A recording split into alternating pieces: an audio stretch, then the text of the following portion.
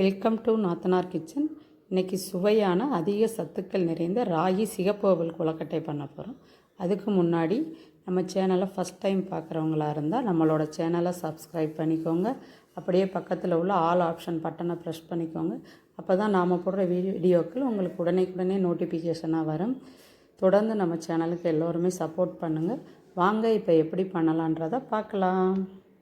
ராகி சிகப்பு அவல் சேர்த்து நம்ம சத்தான ஒரு கொழுக்கட்டை பண்ண போகிறோம். கேழ்வரகு மாவு 1 கப்பு, சிகப்பு அவல் அது ஒரு அரை கப் அளவு, வெல்லம் 3/4 கப் அளவு, 1 டீஸ்பூன் அளவு எள்ளு, 2 ஏலக்காய் அடித்து எடுத்து வச்சுருக்கோம், அரை டீஸ்பூன் சுக்குத்தூள் சேர்த்துருக்கோம் எடுத்து வச்சுருக்கோம், 1/4 கப் பொரியலில் கால் முடி அளவு தேங்காய் பல்பெல்லாம் நறுக்கி வச்சுருக்கோம். கொழுக்கட்டைக்கு பல்பெல்லாம் நறுக்கி போட்டோன்னா அதோட டேஸ்ட் நல்லாயிருக்கும். ஒரு ஸ்பூன் அளவு நெய் நம்ம மாவு பிணையில் சேர்த்துக்கிறதுக்கு. இப்போ எப்படி செய்யலான்னு பார்ப்போம். நம்ம வெல்லத்தை தண்ணி ஊற்றி நல்லா காய்ச்சி வடிகட்டி எடுத்துக்கிறோம். பாஸ்மேன் எடுத்துருக்கோம். நம்ம எடுத்து வச்ச வெல்லத்தை அதில் சேர்த்து ஒரு அரை டம்ளர்லேருந்து 3/4 டம்ளர் அளவு தண்ணி ஊற்றிக்கிடுவோம்.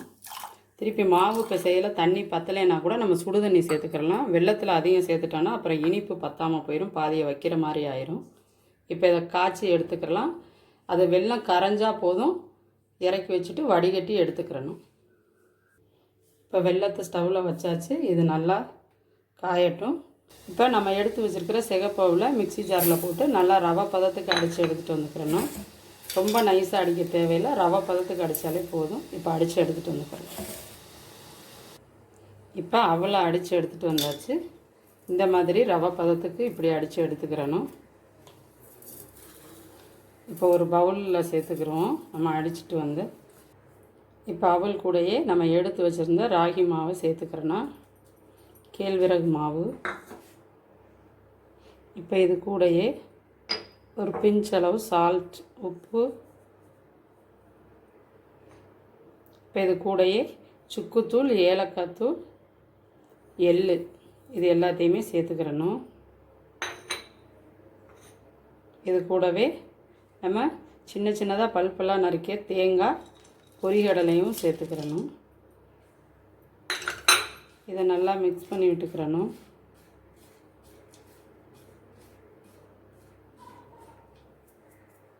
இப்போ இது கூடையே நம்ம வெள்ளை பாகை சேர்த்துக்கிறலாம். இந்த மாதிரி வெல்லம் கரைஞ்சா போதும், பாகு மாதிரியெல்லாம் காய்ச்ச தேவையில்லை. இப்போ வடிகட்டி வச்சு நம்ம வடிகட்டிக்கிறலாம்.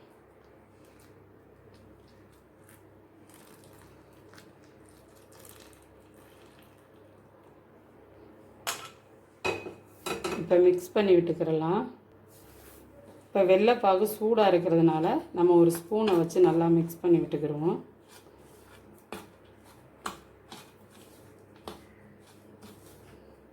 நம்ம 1 கப் மாவு ஒரு அரை கப் அவல் எடுத்துருக்கோம்.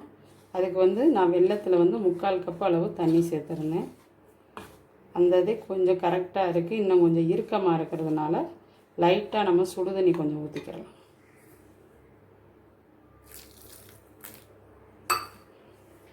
இப்போ கொஞ்சமாக சேர்த்துக்கிட்டாச்சு. நல்லா மிக்ஸ் பண்ணி விட்டுக்கிறணும். இப்போ கொஞ்சம் சூடாக ஆறிடுச்சு. நம்ம கைட்டையே மிக்ஸ் பண்ணி விட்டுக்கிறலாம்.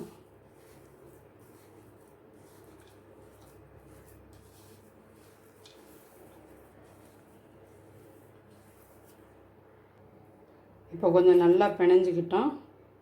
இப்போ இதில் 1 டீஸ்பூன் அளவு நெய் சேர்த்துக்கிறோம். அதையும் சேர்த்து கொஞ்சம் நல்லா மிக்ஸ் பண்ணி விட்டுக்கிறோம்.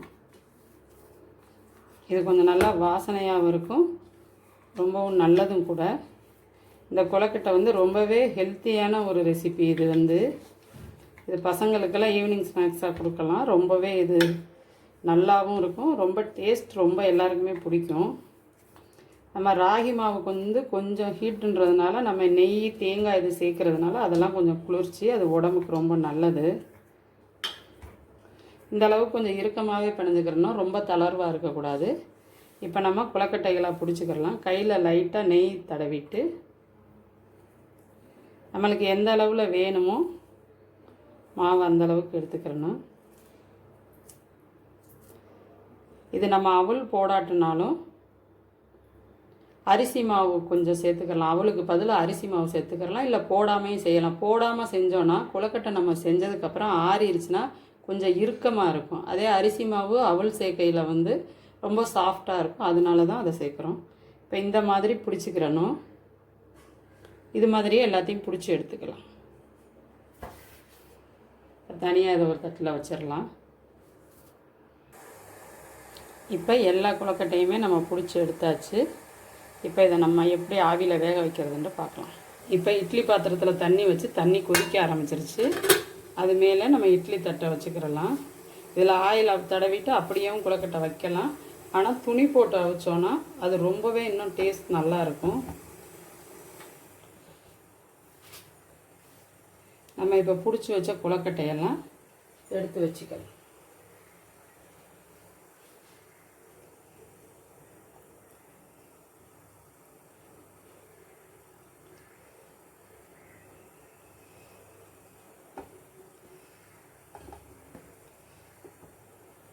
இப்போ நம்ம எல்லா கொழுக்கட்டையுமே வச்சுட்டோம். அது மேலே துணியை மூடிக்கிறலாம். இது ஏன்னா வேர்வை தண்ணி எதுவும் வடிஞ்சாலும் இந்த துணி இருக்கிறதுனால அந்த கொழுக்கட்டை மேலே விழுகாது. அந்த ஆவிலையும் நல்லா இது வேக ஆரம்பிக்கும். இது ஒரு 7 நிமிஷத்துலேருந்து ஒரு 5 நிமிஷம் வெந்தால் போதும். நம்ம வந்து வெள்ளைப்பாகும் சூடாக தான் ஊற்றிருக்கோம். இது சீக்கிரமே வெந்துடும். ஒரு 7 நிமிஷம் ஆகட்டும், பார்க்கலாம். இப்போ ஒரு 7 நிமிஷம் ஆச்சு. ஓப்பன் பண்ணி பார்க்கலாம்.